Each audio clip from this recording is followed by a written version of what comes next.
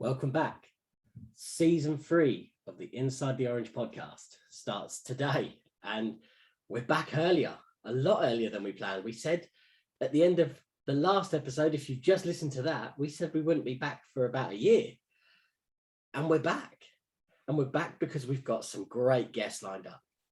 This is our first season ever that we've just completely given interviews to the whole season. So if you're a fan of the solo episodes, they are going to be coming back, but I could not turn down the opportunity to interview some amazing people this season. And that's exactly what we've done. That's why we're back. So I'm sat here today in my Born Anxious hoodie. It's definitely got to be a start to a new season if I'm wearing the Born Anxious wear. So let's get into the episode. Hang on a minute, that's not right. So one other brand new thing for season 3 is we have got a brand new intro for the podcast. It was done by the fantastic people at Songwriters Lounge. So Tom Burt from Tom Burt Music and Andrew Bryan put me something together that I'm so delighted to have. If you want to go and check out their work, have a look, have a listen, and it's all going to be in the show notes and description, so you can go and find them. But yeah, so let's roll the new intro.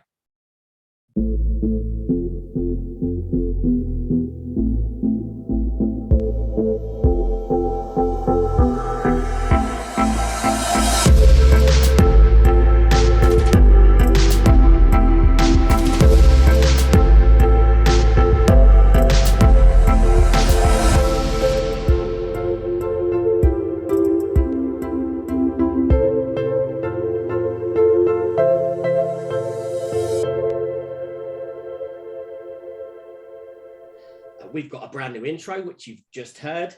And this is a different concept for me. So I've got some fantastic guests this season. And this is the first time I'm ever going to open up with a guest interview. And I thought to myself, who out of my guests can I have as that number one intro? And there was no other option than Kellie Barker from Born Anxious. Now, you know, the Born Anxious, since I've been videoing, has been such an important part of the podcast because I wear it in every one.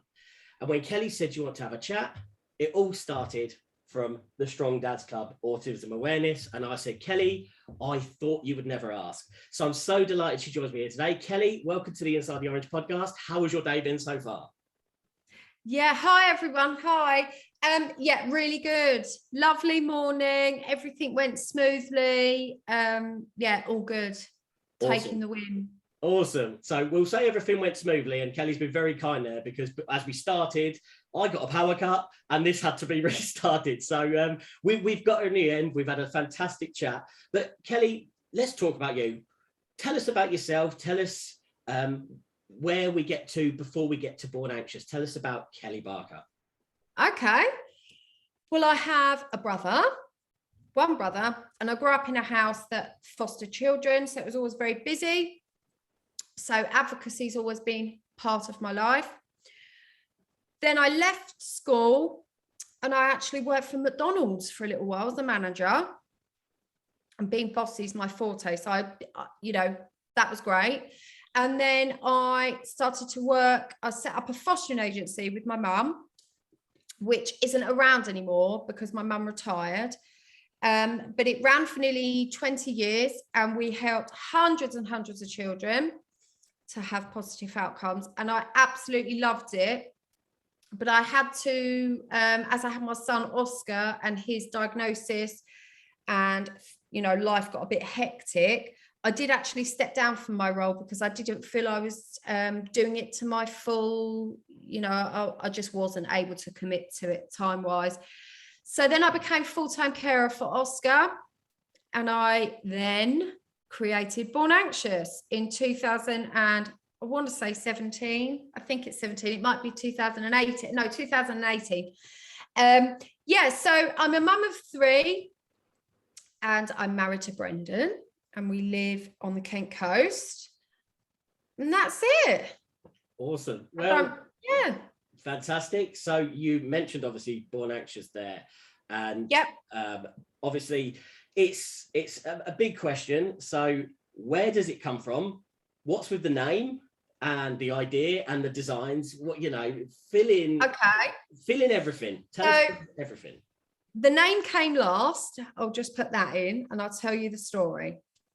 So basically, when Oscar was born, my other two children were 6 and 11. And as your average 2.4 family, you know, we like to travel, we like to go on holiday. My husband's parents have a house in France. We used to go there regularly, just regular trips, you know, nothing lavish, but regular, you know, trips to Europe, the odd holiday to Spain, things like that, France, Euro Disney. But we wanted to plan a family trip to America. And Oscar was about a year old when we started to plan this. And obviously it's every family's dream, isn't it, to go on a big holiday to America. So we started to plan it. And we'd booked it about 18 months before the actual holiday. And then during that time, Oscar had received his diagnosis of autism. And we did a test flight to Ireland and we went over to see family. And as the plane was taking off, during that time, Oscar was obsessed with flashcards, you know, like those early learning center cards with like a circle, you know, shapes, animals. I would have a wad of these cards in the back of my pocket wherever we went. And when he would start becoming frustrated or upset, I would just get them out. And that was his thing. He would just look through and it would buy you enough time to tie a shoelace or find your passport. Or so we had all these cards. Well, I must have dropped one very, very a long way away from where we were sitting. And he had seen it. As the plane was taking off, he unclipped himself, climbed underneath the seat in front and was running up the plane to get this card. And so my husband stood up and he's going, I'm really sorry, we've got autism. I'm really sorry, we've got autism. And it just started in my mind. I thought there's got to be an easier way to alert people that, do you know what? We've got a few added ingredients. We've got some special kind of stuff going on. Stop staring because you're making it worse. You know, my other two kids are getting upset. They're anxious because when they were really small, because Oscar's behavior was very big, when they were really small, they did used to get upset when people would make comments, stare. And I think ultimately as a family with that pressure on you, when you're getting that kind of negativity, it raises your anxiety as a parent because then you're embarrassed that you're drawing attention to yourself. I was never embarrassed of Oscar's behavior, but I was embarrassed of the situation around us. So I just thought I would just create him a t-shirt that just said, be kind, I have autism. Because at that point, we were only diagnosed with autism.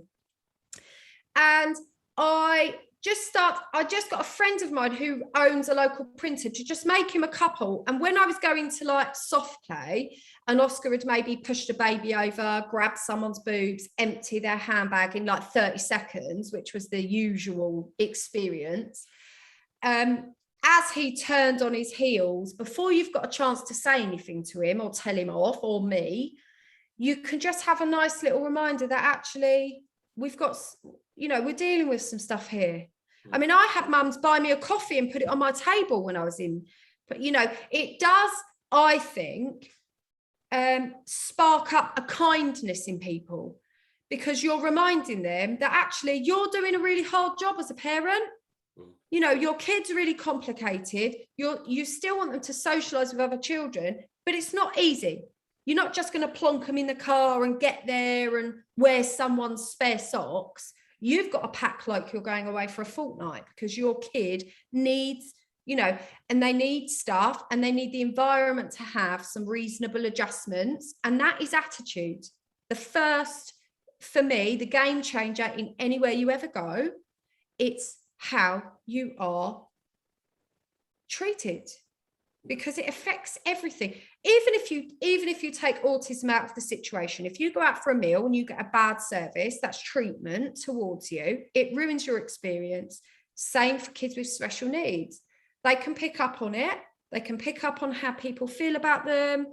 And it has the ability to make or ruin the experience, because ultimately what we want is we want our children to have positive experiences in the world so that they're confident enough to, you know, have inclusion.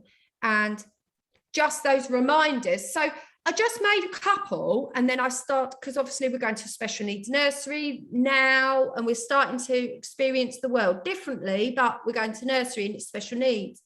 And, you know, a few mums are going, oh my God, where did you get that t-shirt? And I'm like, I made it. And they're like, what? So I opened a little Etsy shop. But then I think once the penny had dropped, I was like, oh, maybe I need to let people know about his anxiety, you know, because then I could put one on him when we're having anxious days, you know, because out of everything, Oscar's anxiety is actually the one that affects him the most. It isn't his autism, it's his anxiety, because it actually traps him inside his own self. Yeah. So I made one about anxiety, and then I made one about him not liking loud noises. And then as I got talking to all the other mums, there were 7 mums who I am still really close with now, and all their children have taken different journeys. Some have gone residential routes, some have gone different schools, some are mainstream, but all our boys started in the same place, and they're Oscar's little crew. And we still have them around to play now, and it's friendships for life. I think we need to, as parents, encourage that. So I made every child in the class a t-shirt based on what their needs were. So the I don't like loud noise was based on a little boy called Leo in the class. So I made them, and then that kind of became my 5 designs that I started with. 5 or 6. Some of them just had autism army. If they maybe weren't having something that particularly affected them, then they just got autism army, because that said it all. And it just went from there. And then as the Etsy shop was getting a little bit busy, I thought, and we started to sell stuff in America as well, I thought, do you know what? I need a website. And I met this guy, Spencer, who originally helped me build the website, and I had loads of meetings with him at first about where I was coming from, because it was really important to me to not just pop up with this flashy website. I needed it to be more about the story as well. So we linked it all to, because when I first started, I hadn't met Anna Kennedy yet. I was just connected to a couple of autism charities near where I live, which I'm still connected to. I didn't drop them. I've kept them.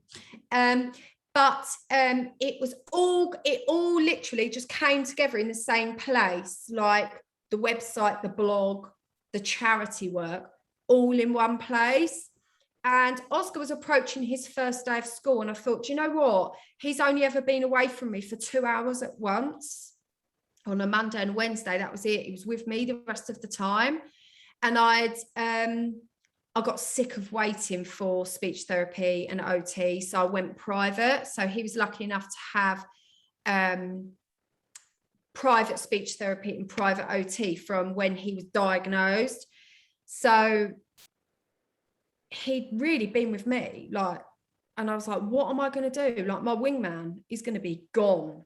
So I decided, I don't know why, but I decided to launch Born Anxious on the day he started school.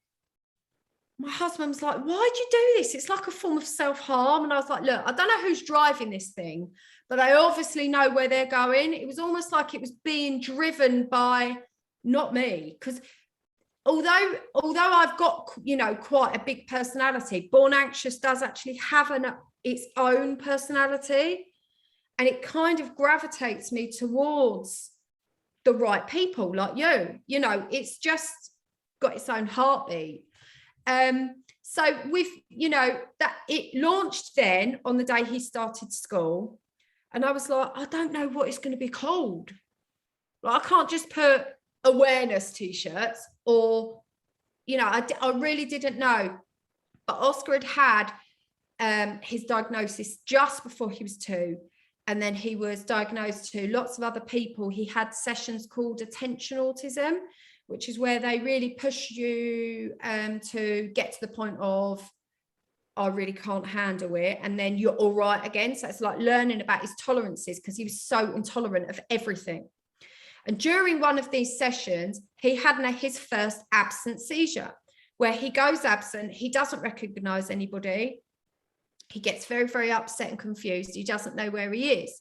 And these can last between 5 and 20 seconds.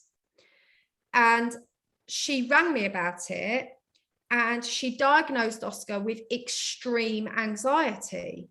And I was like, do you think he was born with it? Like, do you think he was like born anxious? And then I was like, oh my God, I've got my name. So that night I made Brendan draw me, because I always joke that Brendan, my husband, should have been a GP, because no one can read his writing, because he's left-handed.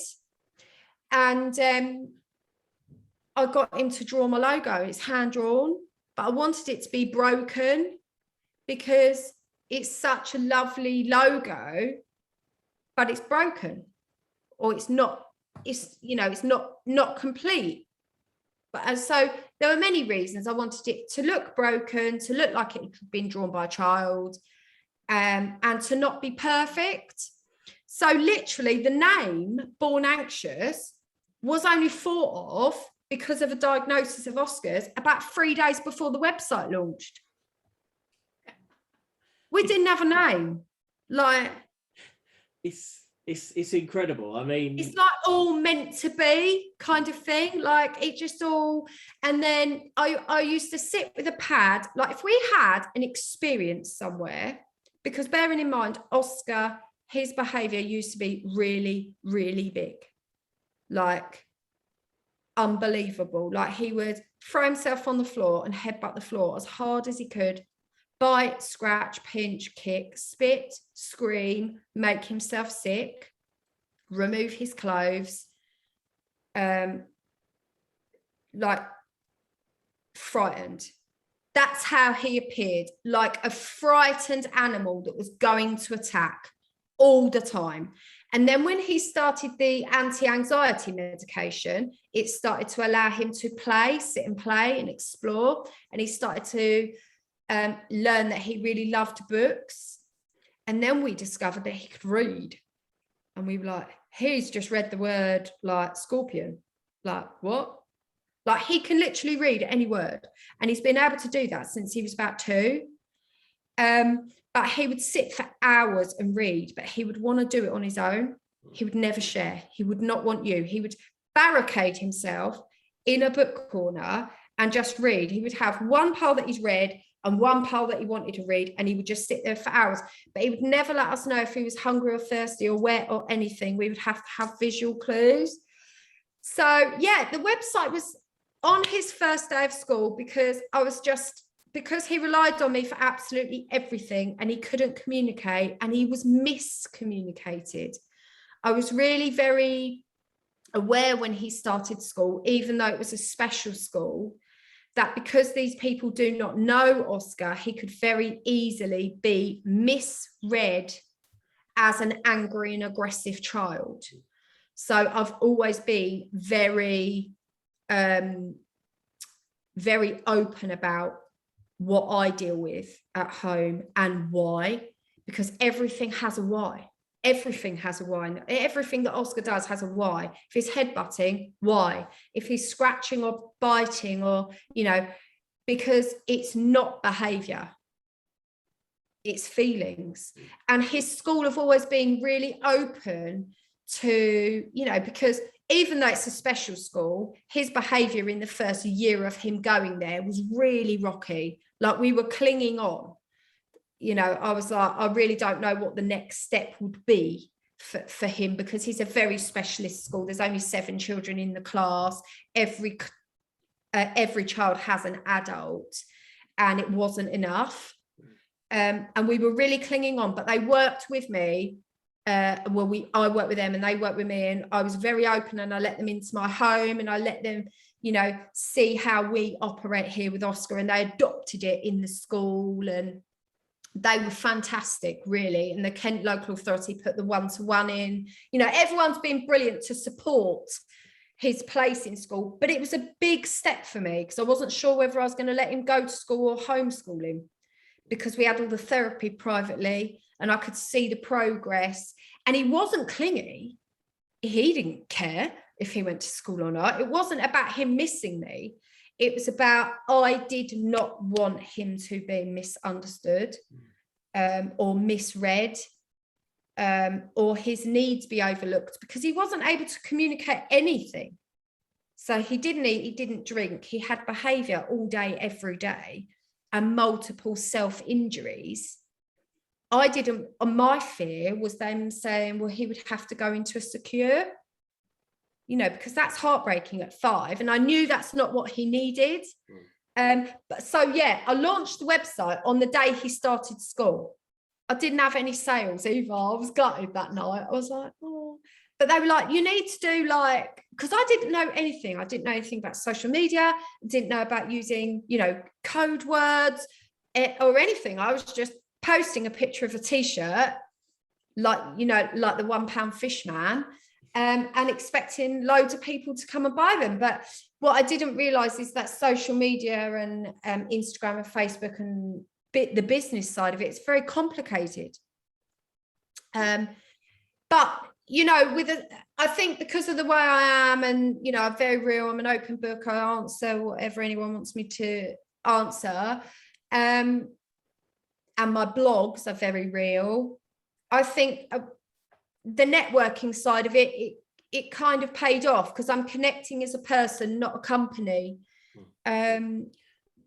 Because it's been really hard, and there are no medals in autism. There's no prize. No one's going to come and go, do you know what, love? You've done all this all on your own. There's a big medal. If you need help, you need to be able to identify where you get that from. And if that's a t-shirt that says, look, back off, or buy my mum a coffee, or, be nice to me. Don't, even if I made one for one little boy, he was totally fine. The minute someone touched his head, which everyone did, because he was so cute, he would turn into the Tasmanian devil.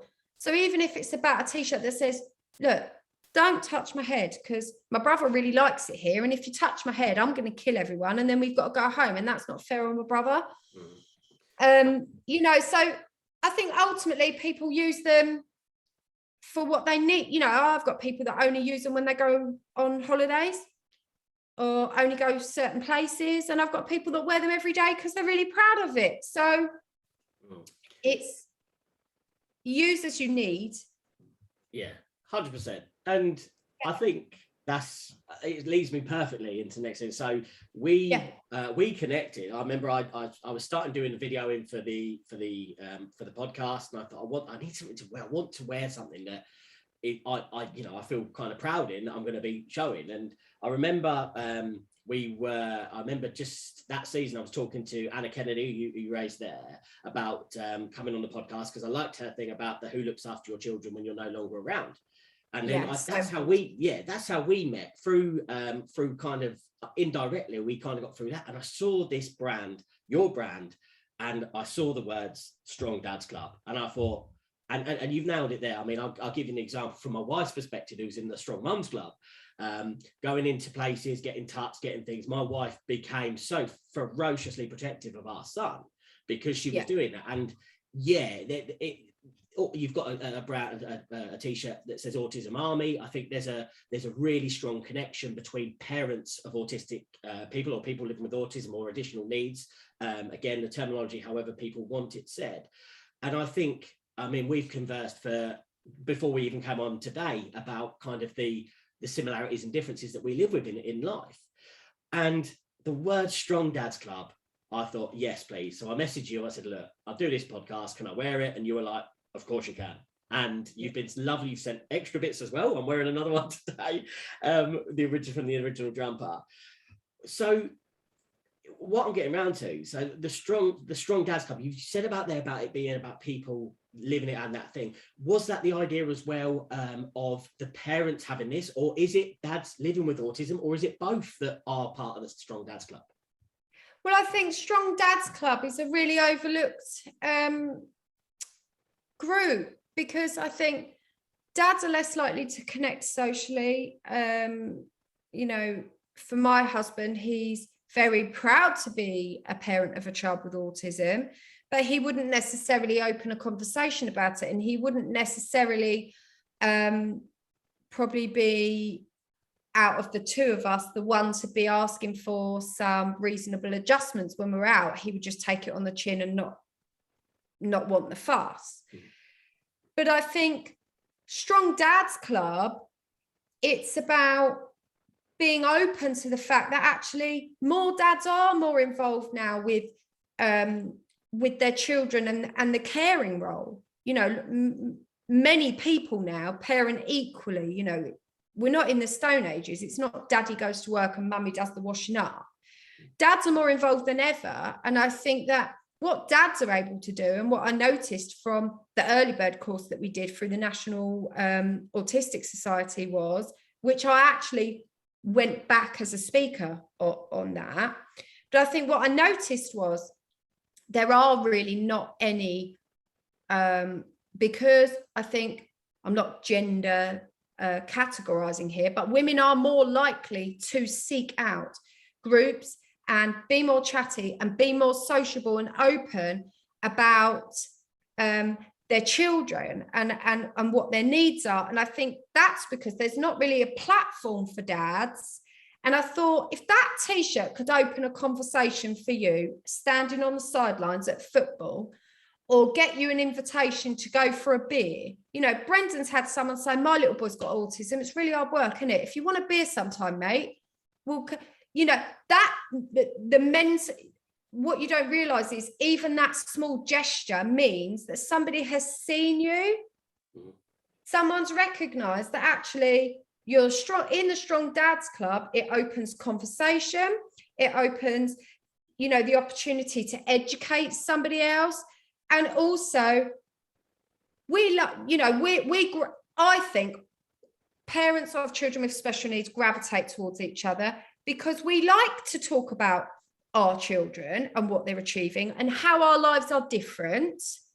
And, you know, we've all got underlying worries. And I think that's why we link, because I know that my worries are your worries. So we're immediately best friends. But to stand in a playground and talk to neurotypical parents about my child achieving something that they take for granted. And I've done it because I've got two neurotypical children who hit all their milestones when they should have done. And I was blasé about it. And I didn't enjoy any of that enough. And Oscar's my lesson because he's making me enjoy all those small things and appreciate how amazing development of children is, because how they develop between 0 to 10 is mind-blowing. And when it doesn't come easy and it's not pre-written and we have to work for all of that, I want to stand and talk to someone about it.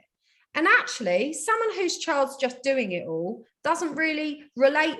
They do care, but they don't understand where I'm coming from because they're not in that position, because until you live it, you don't understand what it means to not have those things that just click in. So for me, the Strong Dads Club t-shirt is about you being seen for, you know, to open conversation, to celebrate really. And also it's nice, I think, to identify as something, you know, because dads do get overlooked, I feel. You know, my husband's been spoken over before in the meetings and actually not invited. And he's vocal now. He sort of says, well, CC me in. Why am I not invited? I want to be sent a report. Don't just send them to my wife. We're both doing this. We live together. So I think more than ever now, there is recognition for dads of children with additional needs and your input. Because I think, you know, it does still happen now in meetings. People say something and then they look at me and I'm very aware of that. And I go, oh, Brendan's got some thoughts on this. And I bring him into the conversation. So yeah, Strong Dads Club, it's just about being part of something, you know, and you're right. Some parents have autism and their children also have autism. So, you know, it's about inclusivity. And I think it's about everyone who wants to wear it. And I've had people say, you know, I don't want the autism awareness on the bottom, but I want to be in the Strong Dads Club. But actually my little boy's got, you know, something, and that's, totally fine. But yeah, that's a real popular one, and I'm glad. I'm glad, because it's not just all about mums. No, and I appreciate that answer, and I want to kind of link it. So why it works for the podcast, so and why I think it is a fit, and not just, I'm not just grasping at the ocean or anything like that. The idea of it is me building a business and a brand that helps people get understood better in the world. And I want to do that for my children. First and foremost, my children are the next part of my legacy that I want to be understood in this world. So that is where it comes from. And that is, as I say, why I think Strong Dads Club works for the Inside the Orange. And I loved also how you said that Born Anxious came from like that one conversation. Inside the Orange came from a conversation when I said I want people to be understood, because we just presume what someone is from the outside, and actually until we actually know what's inside, we don't really know. It's not, and I said to my mum, I've told this many a time, but I said it's like asking what's inside an orange. And as soon as you hear things, like you said, you heard it, was like, I'm having that. And I did the same with Inside the Orange. And again, it's fantastic doing this. And I think, and again, it's perfect why I think this works as a relationship that we've got. And again, I'm just so happy that it's happened. So I want to mention, obviously, I said that we kind of met indirectly through Anna Kennedy's petition that she started, and you've been involved with stuff with Anna, and obviously Harvey Price has got a range in your clothing. Yep. So how does it feel to see your work doing good, and to see it kind of levitated by people that obviously can help the brand, surely, with their kind of celebrity in a sense, if that's fair? Yeah. So basically, I first started to support Anna's charity. I asked her to give me a review, because I was following her on Twitter, and her son Angelo is very similar to Oscar. So we started actually having just a friendship. She was advising me and stuff, because she's very generous with her time and advice as a parent, aside from the charity. And the work she does for the charity is amazing, and it's her life's work. And obviously, as you know, all charities have had a hard time during lockdown, so we must support them. Small, big, middle-sized ones, all of them. Small ones in particular. So just get that out of the way. But Anna was advising me, and we were talking about parenting stuff. And I said to her, obviously, I've got the clothing, but I've got some T-shirts that I think suit, obviously, because Angela, team no sleep, I think, and not average, or everyone belongs, or something like that. But I wanted her feedback as a user, because it's really important to me. We use organic fabrics for sensory, and we remove labels. They're two things that we won't ever not do, because Oscar didn't wear clothes till he was 3, because everything was annoying him. So organic label-free clothing, I wanted her feedback, because Angelo has sensitive skin. And, aside from the messages, there's no point in putting a message on a T-shirt that feels like a cactus, especially for children that can't communicate with us, because it could trigger behaviors. So we got talking about the charity, and I decided that I really loved everything that Anna was about, and I loved her charity. And I didn't really know about the events that she did then. I just knew that it was a charity in London. They did amazing things, and I wanted to support them as my third charity. So I made the link that way, and obviously the review came back and she loved the T-shirts and things like that. And then along the way, Anna asked me to create the T-shirts for Give Us a Break, the anti-bullying campaign. That's for National Anti-Bullying Week. They do it every year for the charity, and it's about ending bullying and online hate. So we did the T-shirts and the hooded tops for that. And I took them to Autism's Got Talent in London, and that is where I met Harvey, because Harvey was there performing. I didn't know he was going to be there, and I met him. And then when I came back out, Kate had written me a little note saying, I really love your T-shirts and designs. I followed you on Instagram, and can you make Harvey some T-shirts, because of the I don't like loud noise. So we did, and then that relationship began. And then again, just as a fellow mum, really built a relationship with Katie and Harvey. And she approached me and asked me, would we like to do some clothing for Harvey, because he was becoming 18, becoming a man, sense of identity. But obviously, because he was wearing my brand anyway, he's always, because they benefit him so much, the I don't like loud noise, because he really does not like loud noise. And so we created Harvey's own line, which pays into his fund, and it also donates to the Anna Kennedy online charity, which Harvey was ambassador for, and now Katie is an ambassador for. So it was a really nice link, and obviously brings great things to the brand, because everyone knows who Harvey is. And you know, he's a really lovely young man, and what it's about is it's about Harvey's identity as a person, and that he's supporting charity. He's the ambassador of the charity, and it's got a frog on it because Harvey loves frogs. And you can add, what's lovely is they're still organic label free. They're Harvey's branded range, but you can add a born anxious message onto the back. So if you want, I don't like loud noise, or I'm anxious, or autism army, or anything like that, you can have it on the back of the Harvey range, which I thought was great. And he's just going to be having a new collection coming out soon, hopefully in October. And again, it's brilliant, and as I say, it's lovely to see how it's grown for yourself. And again, it just shows how fantastic the messages are, really. You know, that it is, and it should be getting the kind of focus it is. I want to talk about something. If I'm allowed to talk about this, so recently someone has recorded a song for Born Anxious. Yes. Yeah, they have. Yeah, I know. How amazing is that? Yeah. So I know. Yeah. Where did that come from? And tell us. So basically, there's somebody called Starboy who actually is from the UK, but he lives in Hungary, and he's got quite a big following there. He's got, I think, nearly 1 million followers on Instagram. So he's a musician, but he's a rapper with a message, because he's rapping about mental health awareness and minority groups, including invisible disabilities such as autism. And he's a real champ, you know, he really champions for the underdog. You know, he's intolerant of any bullying, and he's got a big following.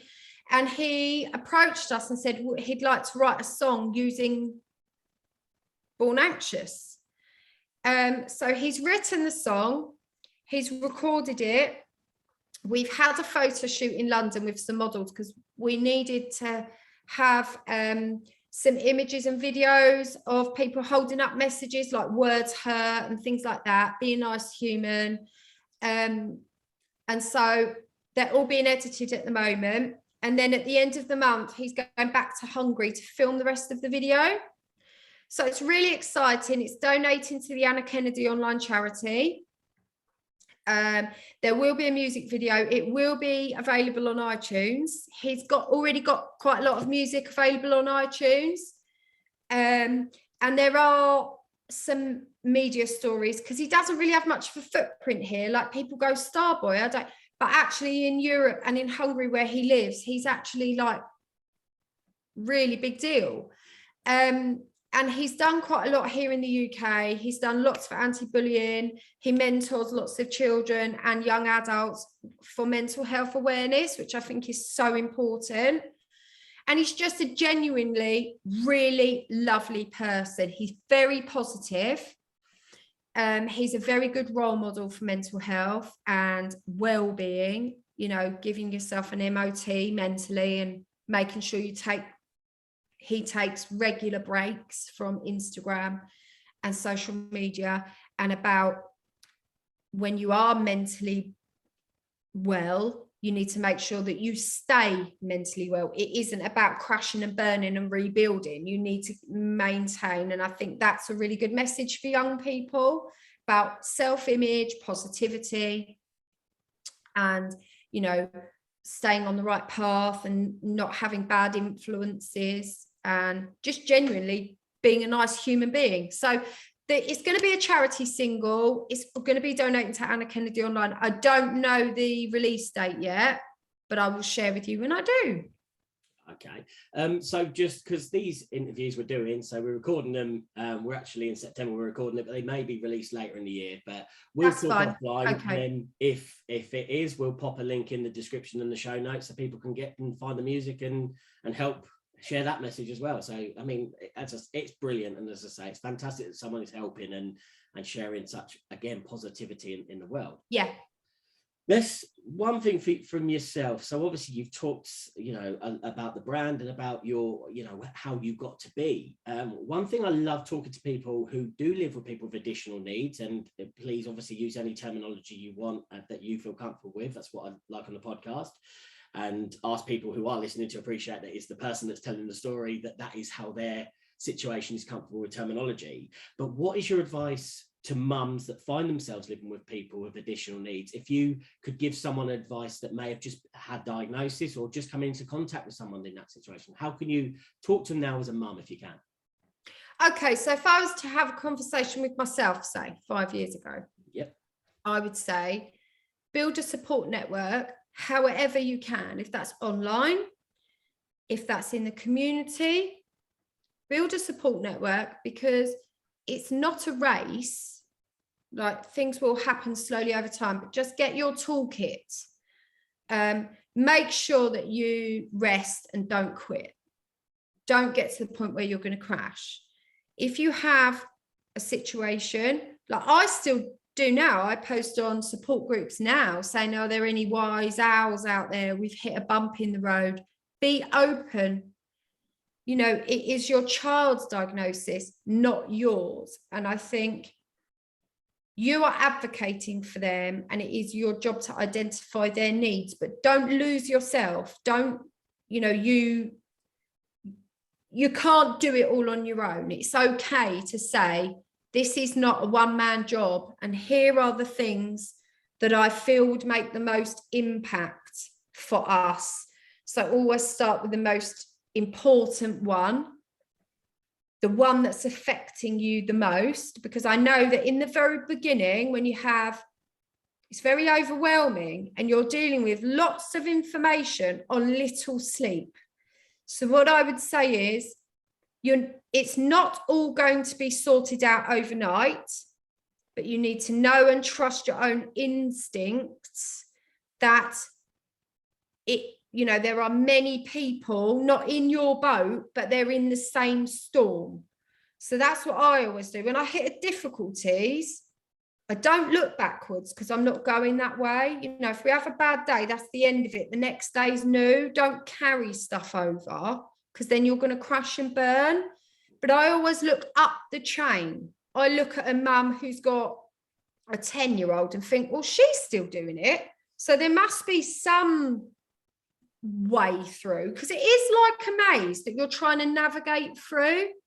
And that's why I always pay it forward. If I've had something that I struggle with and I've found a way to navigate through it, I blog about it, because I'm paving the way for someone else that walks behind me. And you might not feel like it, but at some point, somebody's going to use you as a role model. So I think you have to know your own strength, identify what it is that you are struggling with, and then identify there's always a way through every situation.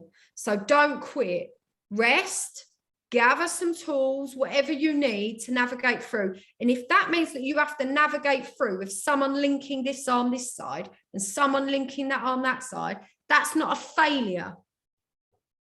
That you're strong, because that means that you have identified that you can't do it on your own.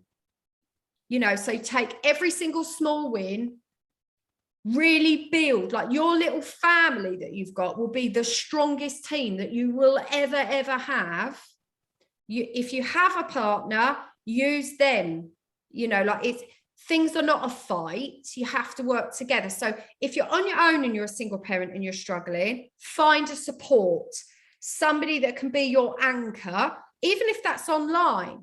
Because actually, I've had many chats at 1 a.m. online that have really sorted my head out and helped me work through a situation, because up the line, there will be someone that's dealt with what you're struggling with.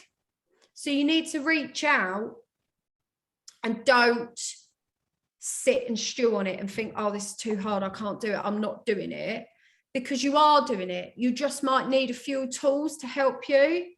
Like there is always a way through every situation. And if you need someone to help you with it, just be really vocal. Like if you're not sure, like I wasn't sure who could support me or where the help was going to come from. Like I kept hearing these people talking about help. I was thinking, well, where are they? They've lost my address.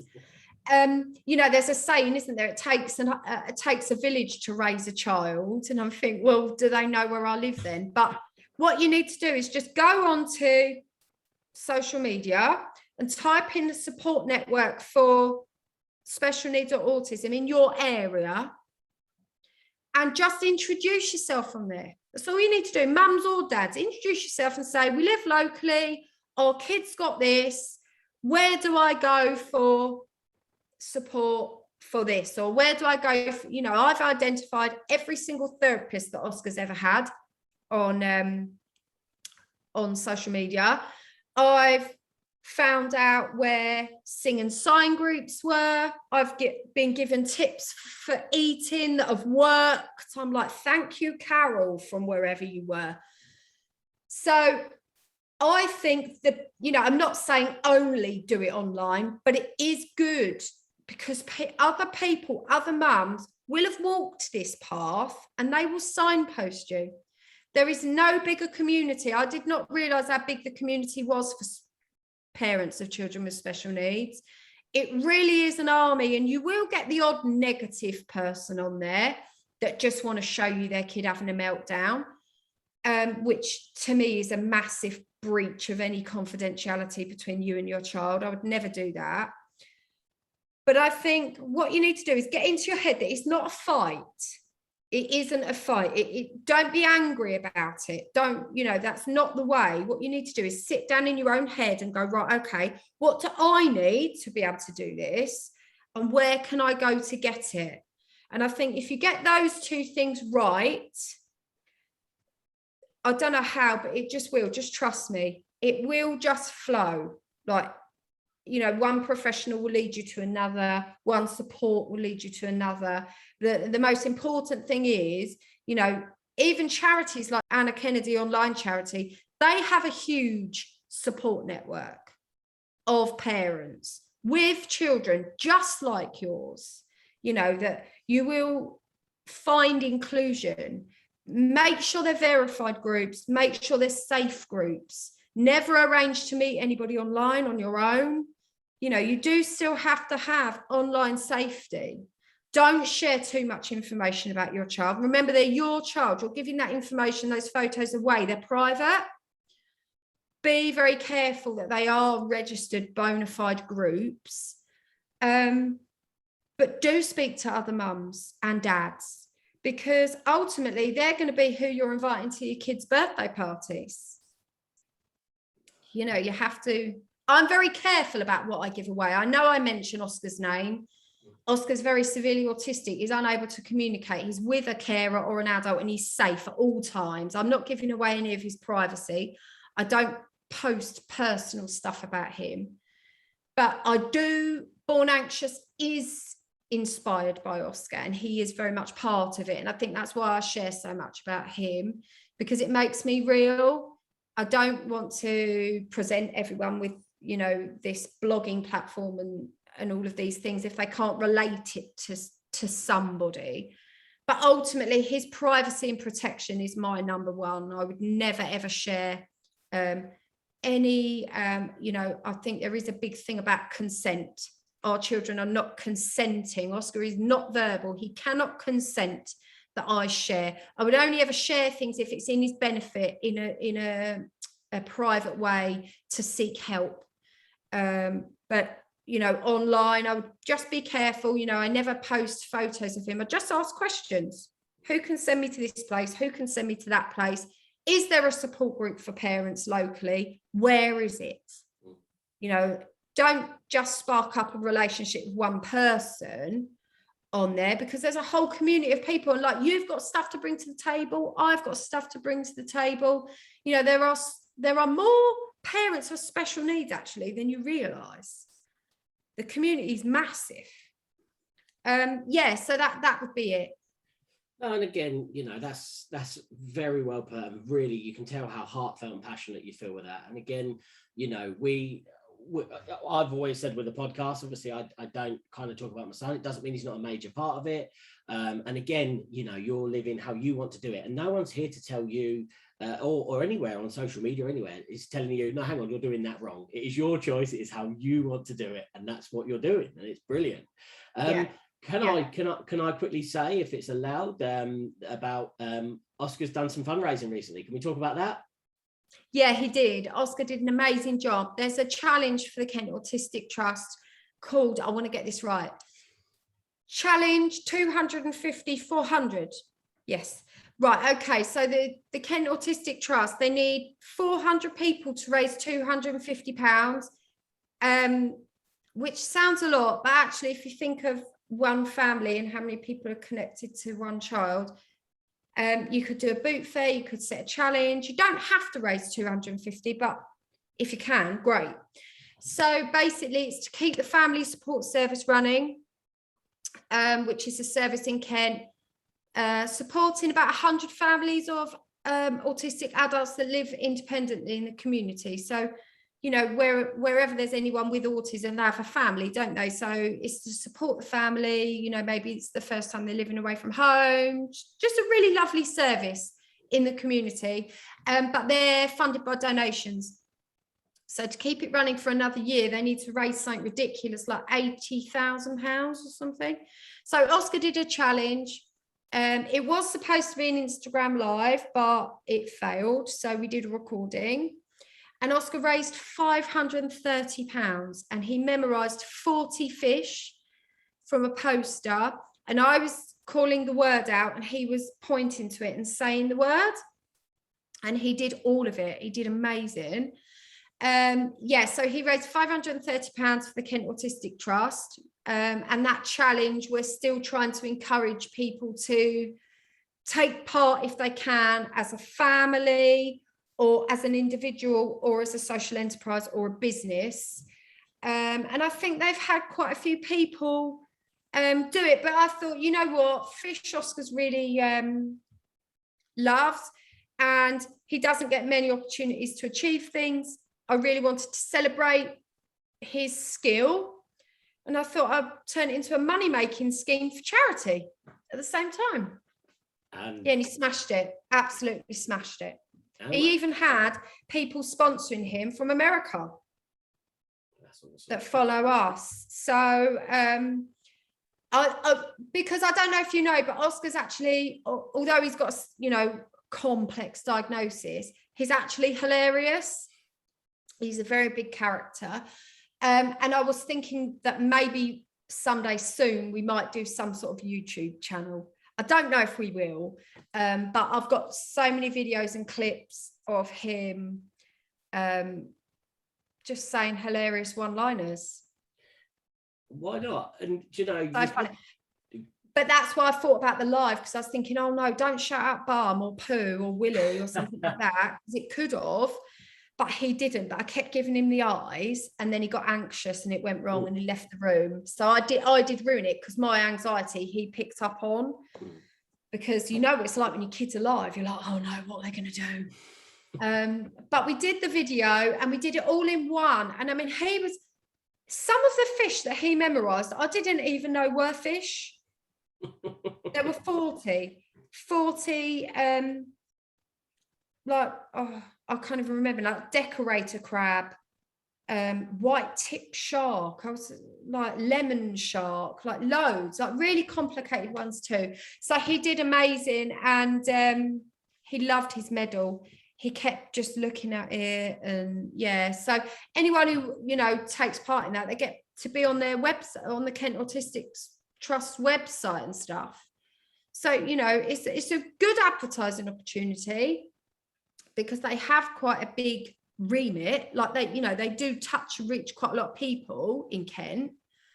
And so I thought, well, you know what, we'll kick it off with Oscar because I'm really connected to the Kent Autistic Trust. We made 1,000 fabric face masks for adults with autism in the lockdown with, she put out a call saying, look, I need help because the 100 people that I supervise, they're frightened of the masks. We need to make them in autism friendly fabrics. So we had like Avengers, SpongeBob, Despicable Me, cars, guitars, loads, snowmen, Haribo, like loads and loads. So I said, well, we'll help you because my friend's really good. She's got a template. She's been making masks. I've asked her. She said she'll make some, thinking that they would need 100, and they needed 1,000. But we nearly got there. I think we made like 700 or something. And then they said, oh, we don't need any more now. But it was good because all the adults in the residential unit that live there and all the staff all had enough to be able to change regularly because they need to be washed in the washing machine. They had inserts and things like that. So yeah, we did that in the lockdown, and I wanted to, because we donate to them monthly, but I wanted to be like kind of rise to the challenge because we do so much for other charities and they never ask us, and they're always so grateful to receive anything. So you know, he smashed it. He absolutely smashed it, and I'm encouraging other people to do it as well. So we're mainly connected to, the biggest one obviously is Anna Kennedy, and then we're also connected to SNAP, which is a parental advisory service in my local town for children with disabilities, and the Kent Autistic Trust. Nice. So it's really good. and also Macmillan Cancer Care, because my very best friend at the moment has stage 4 secondary cancer, and she's really fighting. She's amazing. She's her name's Lucy. The collection's all pink. It's very pink, very leopard, very Lucy, and she's really giving cancer a kick up the backside.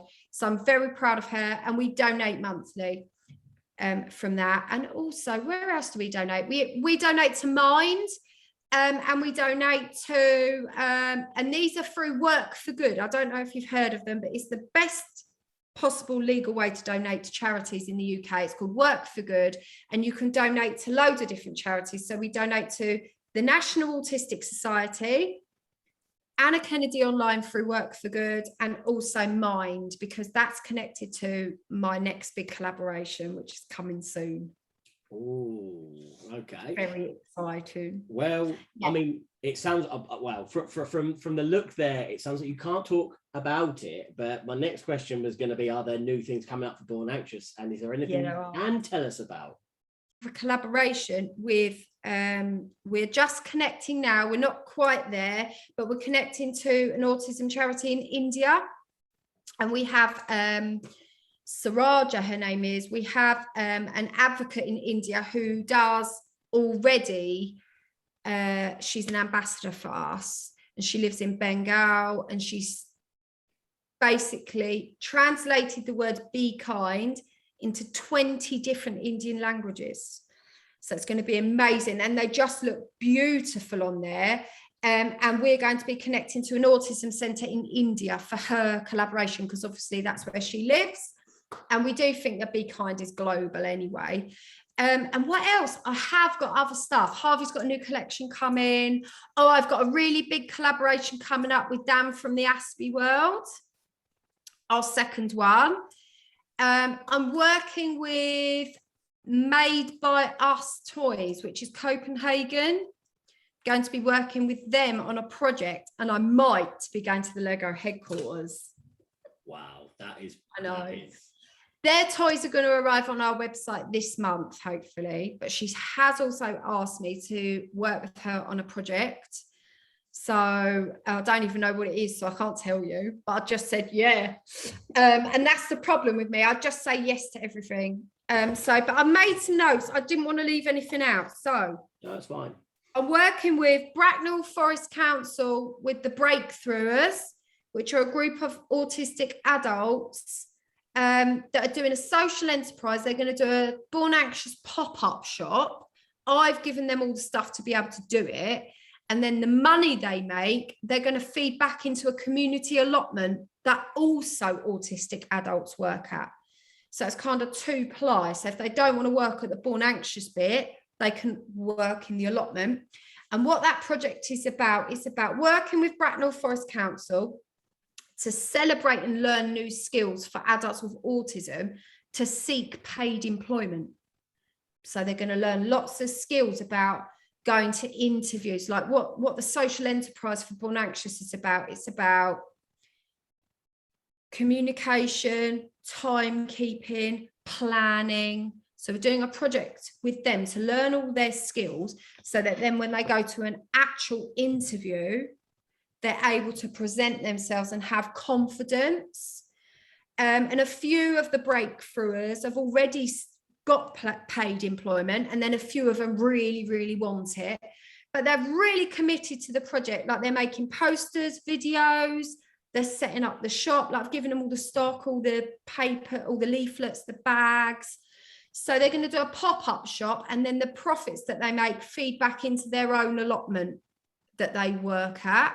So it's all going back into the community. So I was approached by Bracknell Council to do that with them, and it's called the Breakthrough Project. And I'm really, really proud of them because they'd all lost all of their confidence in the lockdown. And now we're at a point with them where they'll talk to me on Zoom. They'll ask me questions on Zoom. They're doing model shoots with the clothing. Like their confidence has literally gone from 0 to 1,000. And it's really just proof that if you do believe in people and that's genuine, it just goes into amazing things. Like I'm literally so proud of all of them. So there's that social enterprise going on.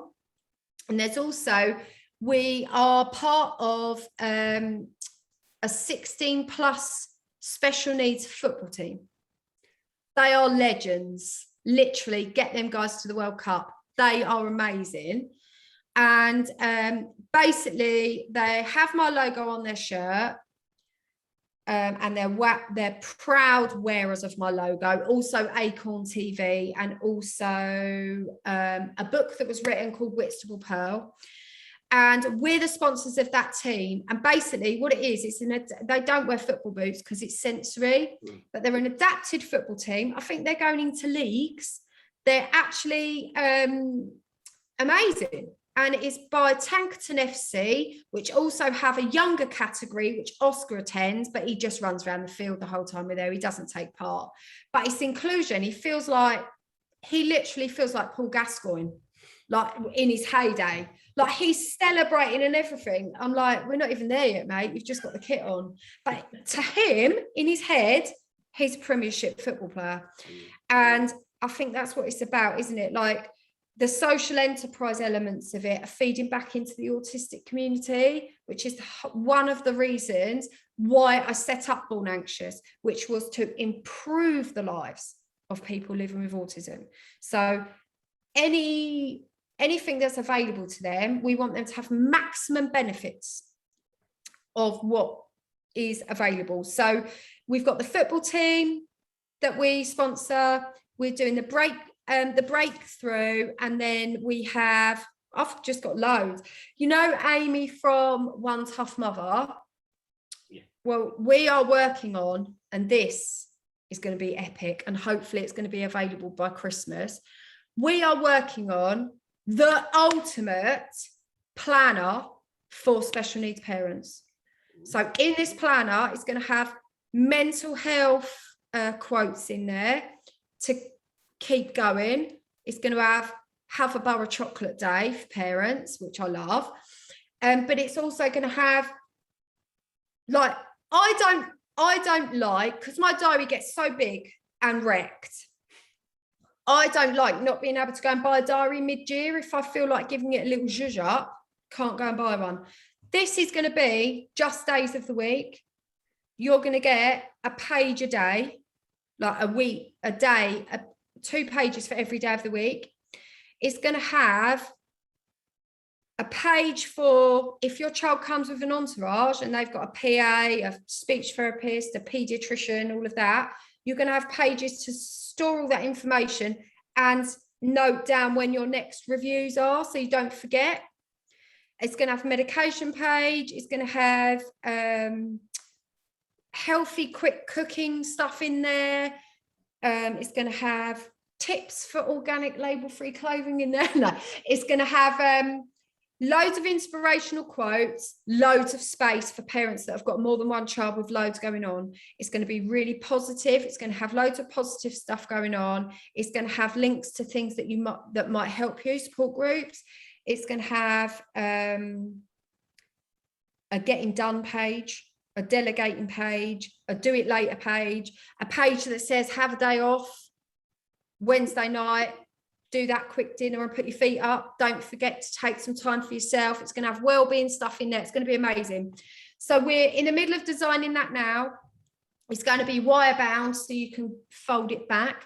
It's going to have reminders in there for I don't know, things like maybe car MOT if driving around without one like I was.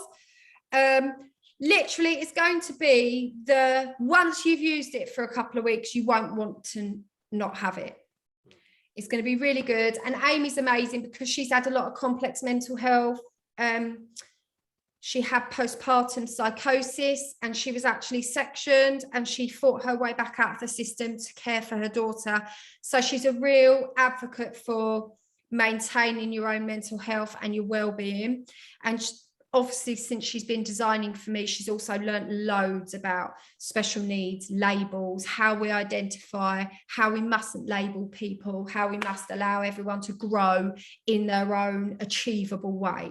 So this is a real meeting of minds. It's going to be very mental health based, very special needs based, very on trend. What we don't want is a book that, you know what it's like when we fill out forms, it's depressing. This is a real lift. So you're going to be feeling good about Monday because Monday might have flames on it or leopard print. Yes, I'm really excited about it. And hopefully it's going to launch for Christmas. But if not, what's good is it's going to be available all year round. I mean, like my diary looks like it's fallen out of my car window and 10 cars have run over it. And it's literally about that fat. And it's got, I don't know about yours, but I've got all my consultant letters in the back. And then I've got all my other stuff in the front. And then I've written all over it. Like I've written passwords. So this is what it's going to be like. Something you're going to be proud to get out because it's going to have passwords page. It's going to have hidden bit. It's going to have a zip bit you can lock. So yeah, I'm really excited about that. But I have always got loads going on. My husband thinks I've got ADHD. I probably have. But I think the next big thing will be Harvey's new launch is Black and Gold in National TV Awards. Obviously, he was, we don't know if he's won yet because it's tomorrow night. Not that that'll matter in this because it will be ages old. But it's Black and Gold and it's to celebrate him moving to full-time residential college, becoming a man and about his identity. And he's really, really proud of the collection.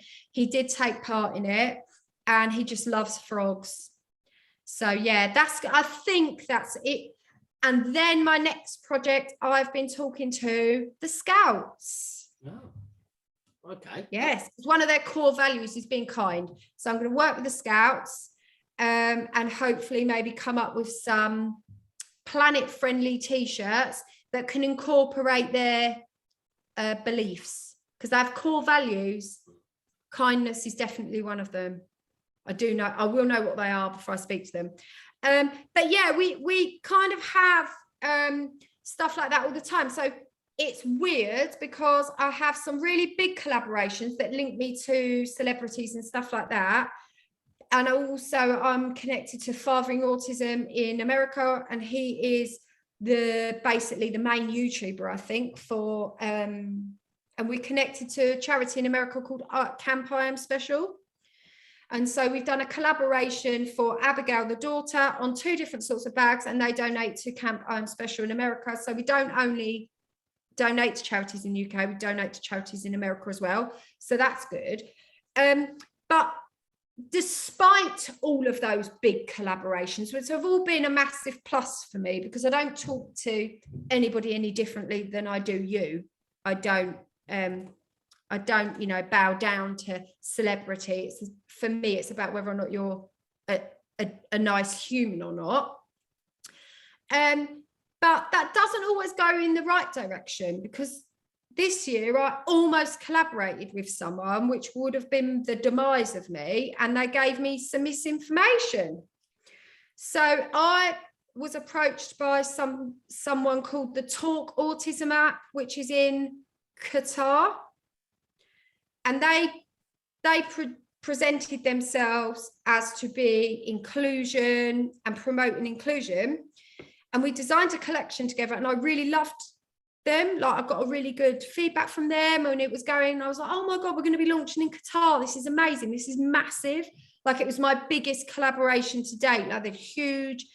And then at the last minute, I thought, I'm going to research the founders of this Talk Autism app.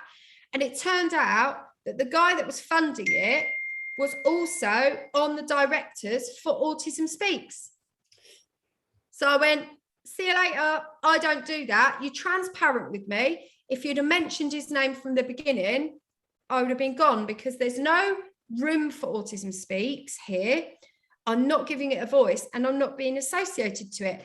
So we parted on good terms, but it was a big no thank you from me. So I'm very wary now, because I do get lots of offers for lots of collaborations with people, but I really do only collaborate with people that I genuinely believe in, that I connect to, whether they're really big or really small. I've got a couple of collaborations coming where people won't know who they are, but I believe in them and I know who they are. So, you know, because I don't want people to think like, oh, well, she's climbing up now, you know, she's forgetting all of, it's really, really not about that for me. And one of the next collaborations I've got is Bee Boxes, which is a really amazing mum, and I can't remember her name, but she's really amazing. And she started Bee Boxes, where she's a parent of a child with complex needs. And every month she contacts businesses to donate to her. And then she does a raffle, and you can anonymously, this is what I love about it, you can anonymously vote someone to receive a Bee Box in the post. And the first thing it says on the front is, somebody thinks you're amazing. And you receive in the mail a box of goodies because someone has nominated you because they think that you're a special parent. That's really nice. So we're going to have that on there. How amazing is that? Yeah. So yeah, loads. I've just got loads and loads and loads and loads. I just keep saying yes all the time. Well, yeah. I mean, the question is, anything coming up for Born Anxious? I mean, it was never going to be no, was it? I just keep saying yes all the time. Just go, yeah. Because I want Born Anxious to be part of, I don't want people to feel like they're asking me to be part of it. Everyone, it belongs to everyone.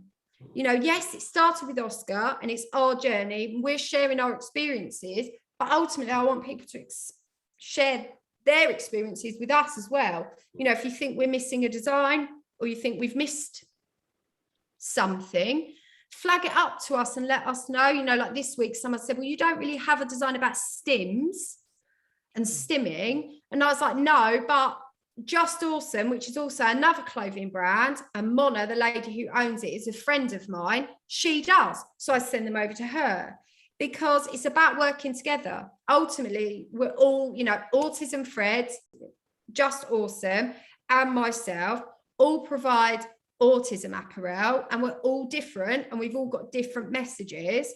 So it would be unprofessional of me and against my mum code to say, oh, all right, I'll design one then, because I know that there is an autism awareness t-shirt about stimming, and it's not on my website, but of course I'm happily going to send them over, because I did collaborate with Mona from Just Awesome, and there's more than enough room for everybody. We're all working together. Yeah, no, and I think you've said that so well, and you know, I just want to raise the point you just said in the last question, sorry, just about having to make sure that it is with your values, you know, with, you know, you will do it, but there has got to be something. If you see a red flag, then yeah, you get out of there. It's not worth it. But at the same time, you're not in competition with the world. What you're doing is creating such a wonderful message, but actually, work with people that do also create wonderful messages, because actually that's where it works and that's where it comes from. Yeah, because we're all banging the same drum. And, you know, I've been very clear from the beginning. Born Anxious isn't about people liking me. Yeah, it's a plus if they like me, but ultimately it's a social enterprise. It's something that feeds back into the community and something that does people a service to improve people's lives.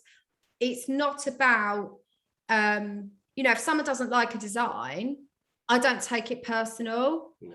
You know, that's why I've got so many, because I try to obviously provide something to help everyone. But, you know, we've had trolls and they say silly things like, oh, well, you don't even know anything about autism. And I don't even reply, because I know my truth and I know I'm coming from a good place. And I know I am a nice person.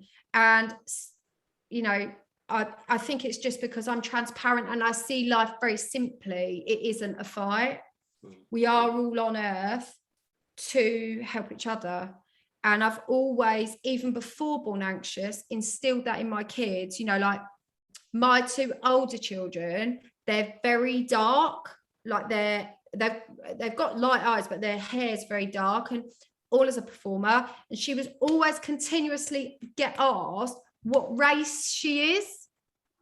And her reply was always human. And I love that, because that is ultimately what we are. We're human.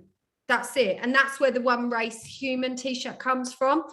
Every single design is based on something that's happened, like genuinely happened. But also, I believe in them. You know, like I wouldn't print anything that I didn't believe in. And I think that's maybe where, you know, people like it, because it's coming from a genuine place. Like you can't argue with be a nice human in the end. You can't argue with it. You know, like there's no excuse to not be a nice human. And that is why I say yes to working with everyone, because it's not my place. Like it isn't. Yes, I want Born Anxious to be a successful brand. Of course I do. But I wouldn't tread on others to make that happen. No. I think it will just grow into that on its own. It's not a competition. I don't look at what other people are doing. I will maybe buy one of their t-shirts and cheer them on, but I'm not going to be looking at somebody else's website and going, well, what are they doing? You know, I'm celebrating them. I'm clapping them. They're, you know, we're all banging the same drum. It's like Anna's charity. They, you know, are clapping other charities, because ultimately the more charities there are helping and the more we can help all of them, that's amazing. So yeah, I just think we all own our own footprint, don't we? And one day you're going to be someone's memory, so you have to make sure that you actually are living a good life that benefits other people. And that isn't about being flashy. It isn't about being the most popular person in the room. It's about, I've got quite a good sense of who I am. Like I'm not going to justify that I'm a good person, because I know I am. So that's not being overconfident. That's just a realization that the world isn't nice. In general, the world is. There are a lot more nice people than there are not. But opening conversations through what we're doing, yourself and me and other advocates, I think we're just letting the light in a bit more. You know, like it's good to have cracks, because then you get an opportunity to re-educate people. That's ultimately what we're doing, isn't it? Because no one's deliberately mean. It's misconceptions or it's miseducation. People are not deliberately being ignorant about special needs. No. I don't believe people, unless it's trolling or deliberate nastiness, people are not deliberately being judgmental or deliberately being uneducated about something.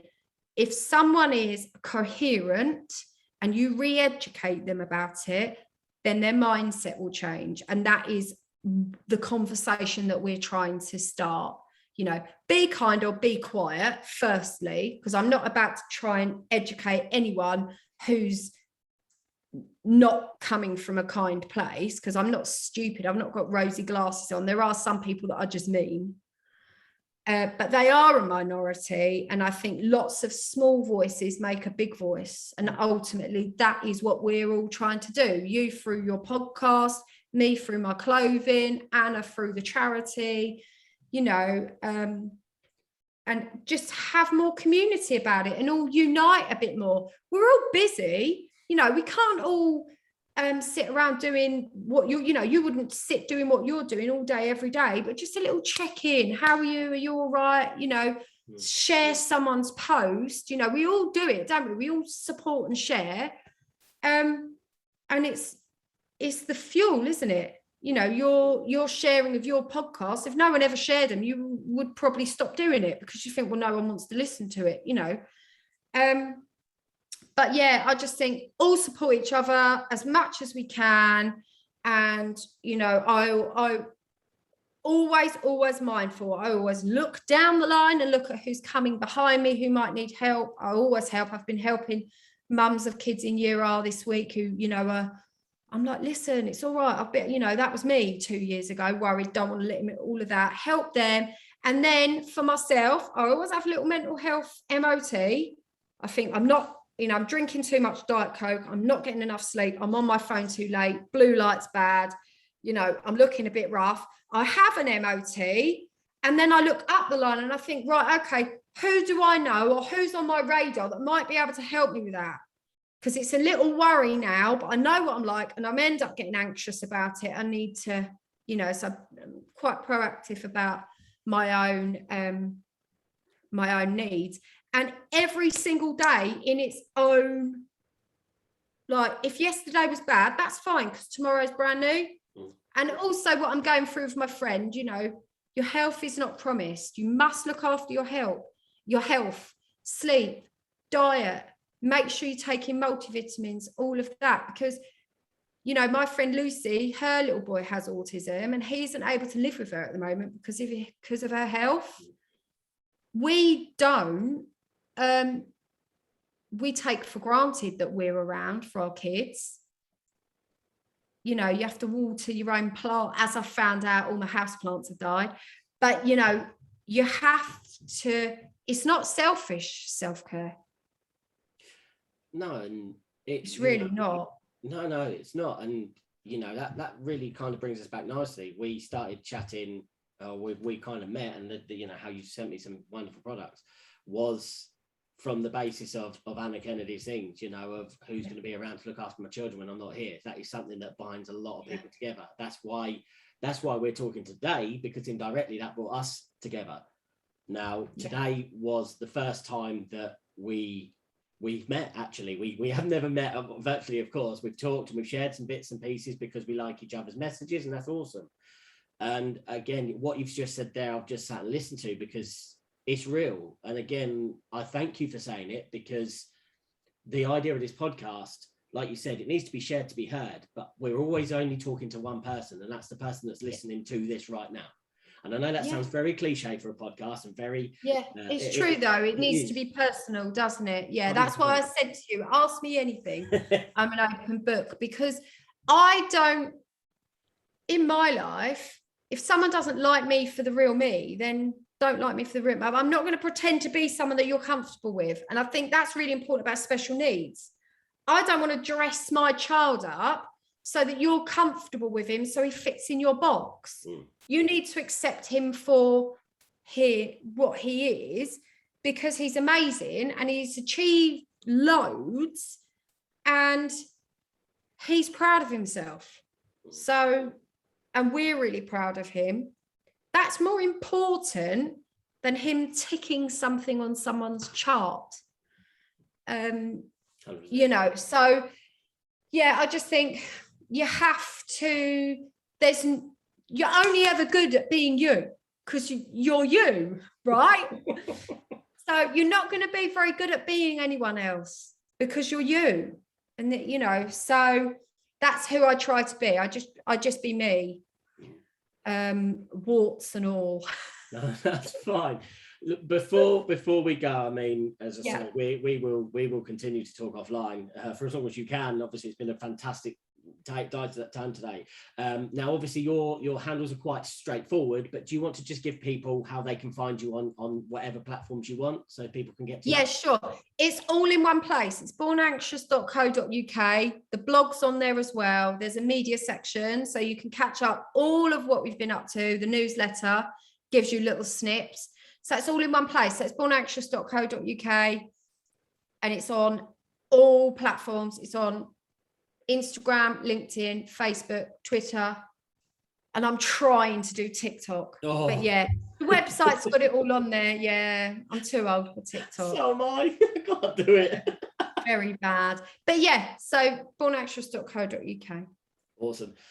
Kelly, I'm going to, as I say, end the episode today. So thank you so much for joining us. And it's been absolutely a revelation. And I'm delighted we have finally met. So Thank you so much. Thanks for listening to today's episode. I was delighted to have been joined by Kellie Barker from Born Anxious. And on next week's show, I'm going to be looking at a different format. So where we used to do solo episodes, we're actually going to have experts come and talk about different areas of businesses and life. So I look forward to meeting with Dr. Oleg Konovalov. But before we go today, stay tuned and find out how to get in touch with the Inside the Orange podcast. To get in touch with the podcast, you can find us at insidetheorange.co.uk. You can email us at insidethisorange@gmail.com. You can find us on Twitter at OrangeWhats, Orange WHATS. On Instagram, Inside the Orange. On the Inside the Orange podcast Facebook page, or you can find me on LinkedIn. It's Richard Stevens, motivational speaker and creator of the Inside the Orange. All these links will be available in the description and show notes.